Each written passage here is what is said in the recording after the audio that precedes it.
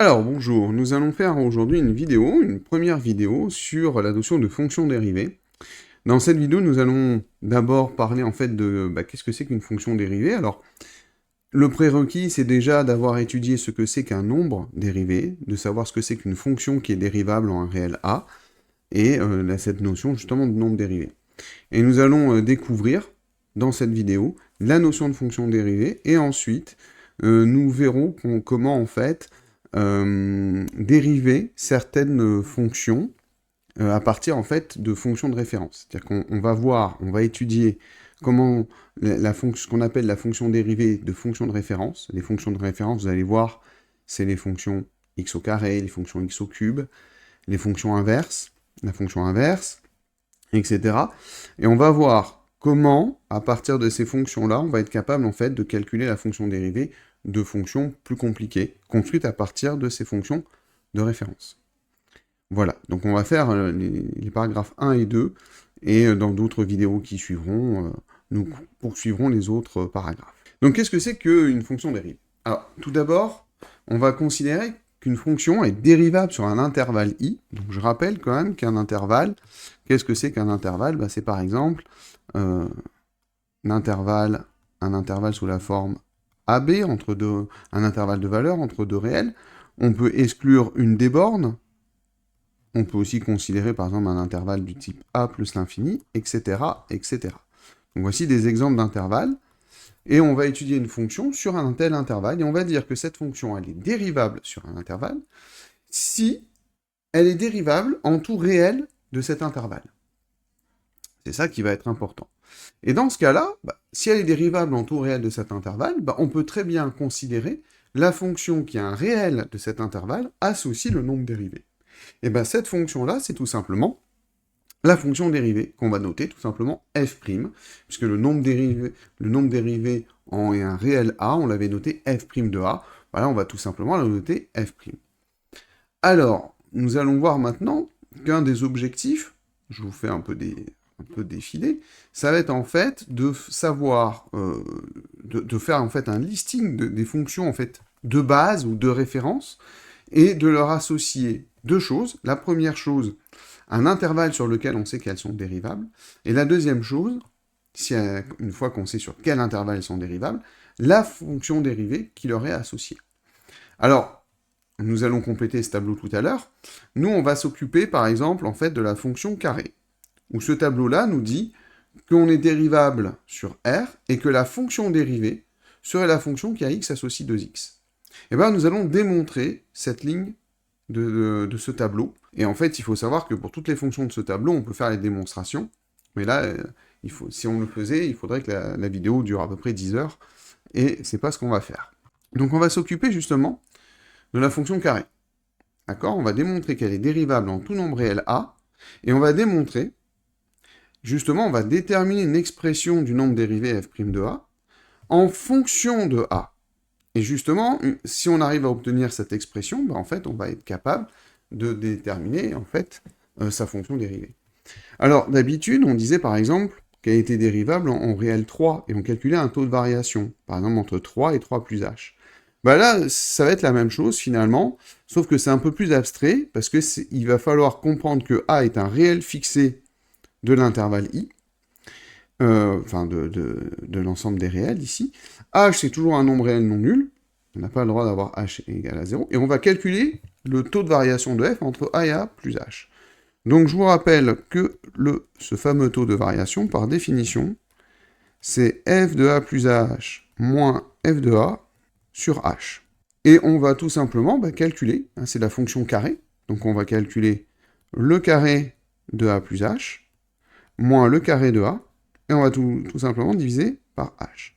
Et on va avoir la même stratégie que quand on calcule un nombre dérivé classique, c'est-à-dire que cette expression-là, en fait, on va essayer de la développer, de la réduire au maximum, et d'essayer, la question qu'on va se poser, c'est de savoir si h tend vers 0, est-ce que t de h, il admet une valeur limite? Donc là, ici, c'est pas évident. Je veux dire, si vous dites quand h tend vers 0 que ça admet une valeur limite, moi j'en ai aucune idée. Donc on va développer, on va réduire déjà le numérateur. Donc a plus h au carré, c'est la fameuse identité remarquable, a plus b au carré égale a carré, plus 2ab, plus b carré. Donc on le fait. Et puis on a bien évidemment notre moins a carré qu'il ne faut pas oublier. Et là, on s'aperçoit de quoi? On s'aperçoit déjà que les termes en a carré se simplifient. Mais on va aussi s'apercevoir que ça, on peut l'écrire comme une somme de deux quotients. Et pour chaque quotient, on va être capable en fait de simplifier. Ici, on sait que comme h est différent de 0, on peut diviser par h, numérateur et dénominateur de ce quotient, mais on peut aussi le faire pour ce quotient-là, parce que h carré sur h, en fait, ça fait h. Et qu'est-ce qu'on obtient finalement comme expression réduite de t de h? Eh bien, 2a plus h. Et je vous rappelle que la question, c'est qu'est-ce qui se passe quand h tend vers 0? Est-ce que t de h admet une valeur limite? Et a ici, c'est un réel, comme par exemple 3. Si a valait 3, on aurait dit que t de h aurait tendu vers 2 fois 3, c'est-à-dire vers 6. Donc, quel que soit le réel a, on a toujours une valeur limite, et par contre, cette valeur limite, elle dépend du réel a, c'est-à-dire que c'est le double de a. Donc ça veut dire que, ici, notre nombre dérivé, f' de a, justement, ça va être 2a. Et donc, du coup, on va pouvoir dire, si en un réel a, le nombre dérivé, c'est le double, et on peut imaginer la fonction qui a x, réel, associe le nombre dérivé en x, et en fait, c'est le double, c'est 2x. Et donc, la fonction dérivée de la fonction x au carré, c'est 2x. Alors, une fois qu'on a fait ce travail, en fait, c'est top, parce que dans les exercices du chapitre précédent, on vous faisait faire tout le temps le calcul, en fait.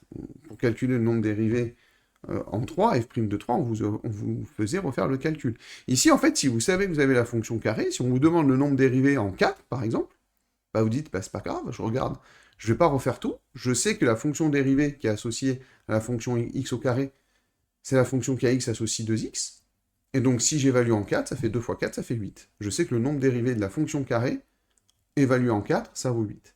Alors il faut faire attention, parce qu'évidemment, une fonction dérivée, ça dépend de la fonction sur laquelle la fonction de départ. La fonction dérivée de la fonction x au cube, ça va pas être la même que la fonction dérivée de x au carré. Donc voici un petit peu toutes les fonctions qu'il va falloir connaître. Alors, sachant que j'ai fait un tableau assez complet, mais vous allez voir qu'il y a des liens. Il y a vraiment beaucoup de liens. En particulier, ce qui est quand même très important, je pense, c'est de bien connaître le cas de la fonction affine. C'est déjà, si vous savez que la fonction dérivée d'une fonction affine, c'est une fonction constante qui est égale à la pente, c'est déjà pas mal. Et par exemple, vous allez voir qu'ici, ça permet de retrouver très facilement, par exemple, la dérivée de la fonction identité, qui est la fonction qui a x associe x, tout simplement parce que vous allez prendre m égale 1 et p égale à 0. Et qu'est-ce qui est en train de se passer? Oui, la fonction identité, c'est une fonction affine particulière, c'est même une fonction linéaire. Et on vous dit que la pente, que la fonction constante, c'est égal à la pente. Que la constante associée à la fonction constante, c'est la pente. Donc ici, on obtient la fonction constante qui a x associe 1. De la même manière, si vous avez une fonction constante, vous allez être capable en fait de déterminer sa fonction dérivée grâce à cette formule, tout simplement ici, parce qu'on a m égale à 0, et on a p égale p. Bon, j'ose à peine le dire, mais du coup, la fonction dérivée, comme la pente est nulle, c'est la fonction nulle. La fonction nulle, c'est la fonction qui a n'importe quel réel x associe 0. Et on voit bien qu'ici, toutes ces fonctions-là sont dérivables sur R. Alors ça, c'est important, parce que souvent, et d'ailleurs, j'ai fait un peu l'erreur même, en enregistrant la vidéo, on se focalise souvent sur l'expression de la fonction dérivée, mais en fait, d'abord, il faut se focaliser sur quel intervalle, ou quels intervalles au pluriel, on a le droit de dériver. Ok? Ensuite, la deuxième formule qui me paraît hyper importante, c'est la formule x exposant n, et vous allez comprendre pourquoi. Il y a vraiment plein de moyens de le retrouver. Et en particulier, ça permet de retrouver x au cube, et ça permet de retrouver la dérivée de la fonction x au carré. Tout simplement en prenant n égale à 2, et ici en prenant n égale à 3. Il s'avère que nous, on a démontré, x au carré, on avait vu que c'était x associe 2x, mais il existe une formule plus générale, qui vous dit que n'importe quelle puissance de x exposant n, on est capable, en fait, de calculer sa fonction dérivée, dès que n est supérieur ou égal à 2. C'est n fois x exposant n-1. On diminue l'exposant de 1, et l'ancien exposant, on le met en facteur. Et si vous appliquez effectivement ici pour n égale à 2, ça fait 2 fois x exposant 2 moins 1, on retrouve le 2x. D'accord? Donc cette formule-là est très générale et permet de retrouver, si on a un oubli, bah, la dérivée de x au carré, mais aussi la dérivée de x au cube. Vous voyez, en appliquant tout simplement n égale à 3. Donc vous voyez, déjà en fait, ces 6 formules, en réalité, on en a 2. Hein, vous voyez, vous pouvez déjà, si vous arrivez à bien manipuler ça, on peut se ramener à 2 formules. Et toutes ces fonctions qu'on a vues jusqu'ici sont toujours dérivables sur R. La fonction inverse, il faut déjà faire attention, la fonction inverse, elle n'est pas définie en 0. Pour être dérivable, il faut déjà être défini. Hein. Donc ça ne peut pas être dérivable sur R. Donc c'est dérivable, cette fonction, sur 2 intervalles, moins l'infini 0 exclu, et l'intervalle 0 exclu plus l'infini. Et sa fonction dérivée, c'est la fonction qui a x associe moins 1 sur x au carré. Alors, il s'avère qu'en fait, on peut aussi s'en sortir, on peut aussi déduire l'expression à partir de x exposant n, en posant tout simplement n égale à moins 1. C'est assez technique, mais c'est une possibilité, puisque je vous rappelle que 1 sur x, en fait, 1 sur x, c'est en fait x exposant moins 1. Et en fait, vous pouvez appliquer la formule et vous allez vous apercevoir que vous retrouvez la fonction qui a x associe moins 1 sur x au carré. Donc c'est pas mal, vous voyez, c'est vraiment pas mal. Par contre, le défaut ici, c'est que c'est pas dérivable en 0. Donc il faut quand même se rappeler ça. Ce 1 sur x exposant n, ça permet aussi d'ailleurs de retrouver la dérivée de la fonction inverse à partir de cette formule, juste en posant n égale à 1. D'accord ? Et enfin, la fonction racine carrée. Bon, la fonction racine carrée, vous avez intérêt à la connaître, mais vous pouvez même la déduire toujours de cette formule particulière. Pourquoi? Il y a une petite astuce. Il faut savoir que racine de x, en fait, ça peut s'écrire x exposant un demi. Alors, vous allez me dire que n, ici, dans la formule, est un entier, vous avez bien raison, mais en réalité, il s'avère que il existe, on peut définir des exposants qui sont non entiers, comme la fonction racine carrée. Et l'avantage, c'est que quand vous appliquez pour n égale à 1,5, en fait, vous arrivez à retrouver cette expression. Bon, moi, je vous conseille quand même, hein, ce qui me paraît, on va dire, non négociable, la dérivée d'une fonction affine, c'est de connaître la dérivée de la fonction qui a x associe x exposant n. Je vous conseille, moi, vraiment de connaître la dérivée de la fonction 1 sur x, mais de manière plus générale, la dérivée de la fonction qui a x associe 1 sur x exposant n, et aussi la dérivée de la fonction racine carrée de x. Si vous voulez optimiser, il s'avère que juste connaître fonction affine et puissance de x, en fait, permettent de tout retrouver, sous réserve quand même de bien se rappeler de l'ensemble de dérivabilité. Et d'ailleurs, il y a une petite remarque qui est importante, c'est que la fonction racine carrée, elle est définie sur 0 plus l'infini, 0 inclus. Racine carrée de 0, ça a du sens. Mais par contre, c'est un exemple de fonction qui est définie en un point, en 0, mais qui n'est pas dérivable en 0. D'ailleurs, si vous regardez l'allure de la fonction dérivée, ça n'a pas de sens si vous remplacez x par 0. Donc elle est importante, celle-là à connaître, parce que vous voyez ici, c'est pas une erreur de ma part, la fonction racine carrée n'est pas dérivable en 0. Bon, calculons les dérivées des fonctions suivantes, en précisant les intervalles sur lesquels elles sont dérivables. Donc là, par exemple, si on regarde la première fonction, 5x moins 4, on va s'apercevoir que c'est une fonction affine, tout simplement, où m c'est égal à 5, et p c'est égal à moins 4. Donc, comme f c'est une fonction affine, donc f est dérivable sur R. Et de même manière, on sait que sa fonction dérivée, c'est une fonction constante, et qui est égale en fait à la pente. Donc c'est la fonction qui a x associe 5. Vous voyez, ça va très très vite. La fonction g, si vous regardez, c'est une fonction qui est de la forme x exposant n, où n est égal à 4. Donc aucun problème. La fonction g, elle est aussi dérivable sur R. Et la fonction dérivée, g', c'est la fonction qui a x associe. Je vous rappelle que la formule, c'est n fois x exposant n-1. Ici, ça va être donc 4 fois x exposant 4 moins 1, c'est-à-dire 4x au cube. Et enfin, la fonction h, vous pouvez vous remarquer que c'est de la forme 1 sur x exposant n, où n est égal à 2. Alors attention, h n'est pas dérivable sur R. h est dérivable sur, deux intervalles, sur les intervalles moins l'infini 0 exclu, et aussi sur l'intervalle 0 plus l'infini 0 exclu.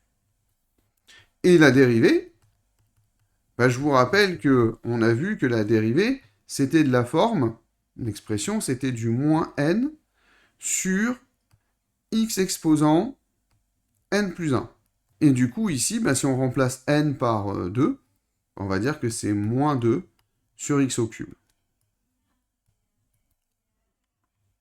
Alors maintenant, l'objectif, c'est qu'on a des fonctions bah, qui vont sortir du tableau. Bah, par exemple, regardons l'exemple 2.1.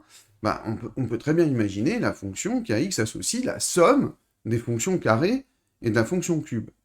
Et là, bah, ça sort du tableau. Bah, on ne peut pas non plus imaginer toutes les fonctions, quoi, vous voyez. Et là, vous voyez bien, on sait dériver x au carré, c'est la fonction qui à x associe 2x. On sait dériver la fonction x au cube, c'est la fonction qui à x associe 3x au carré. Et qu'est-ce qu'on fait? Bon, bah, il faut savoir que vous allez avoir, dans ce chapitre, deux opérations où ça va bien se passer. Et on va, dans ce paragraphe, faire, entre guillemets, les opérations qui se passent bien. On verra plus tard qu'est-ce qui se passe quand on a des opérations qui se passent toujours aussi bien, mais avec des formules plus compliquées. Bah, quand vous avez une fonction qui est une somme de deux autres fonctions, d'accord? Alors, c'est quoi une fonction qui est une somme de deux autres fonctions? C'est si vous avez une fonction u qui est définie sur un intervalle i, vous avez une fonction v qui est définie sur ce même intervalle i, bah, la fonction somme, u plus v, c'est la fonction qui à x associe la somme des images. Ce qu'on va noter u plus v. Bon, bah, il s'avère que, que si les fonctions u et v sont toutes les deux dérivables sur le même intervalle i, et ben la fonction somme est dérivable aussi sur l'intervalle i, et qu'en plus, la fonction dérivée de la somme, en fait, c'est le truc le plus simple qu'on puisse imaginer, c'est-à-dire la somme des dérivées. Alors rigolez pas, parce que vous allez vous rendre compte que par exemple pour le produit, et ben ça n'est pas le produit des dérivées. C'est-à-dire qu'il va y avoir des formules très intuitives comme celle-ci, et il va y avoir des formules beaucoup moins intuitives. Donc ici, f, on le voit comme une somme de deux fonctions, la fonction carré et la fonction cube. Et il s'avère que les fonctions u et v sont toutes les deux dérivables sur r, sur l'intervalle i égale à r. Et donc, eh ben, la fonction somme, elle est aussi dérivable sur r. Alors maintenant qu'on a démontré qu'elle est bien dérivable sur r, ben, on va tout simplement calculer sa dérivée. Et c'est très simple. Ici, la dérivée de la fonction f, c'est tout simplement la somme des deux dérivées. Alors ici, la dérivée de la fonction carré, eh ben, on l'a vu tout à l'heure, c'était 2x. La dérivée de la fonction v, on l'a vu tout à l'heure, c'était 3x au carré. Donc ici, en fait, bah, la fonction dérivée de la fonction f, c'est la somme de ces deux fonctions. Et donc finalement, bah, la fonction dérivée de la fonction f, c'est la fonction qui a x associe 2x plus 3x au carré. Alors une deuxième opération qui se passe bien, et regardons par exemple directement l'exemple 2.2, par exemple la fonction 7 fois x au carré. Bon, bah, x au carré, on sait la dérivée, c'est 2x. Mais qu'est-ce qui se passe si on fait 7 fois la fonction x au carré?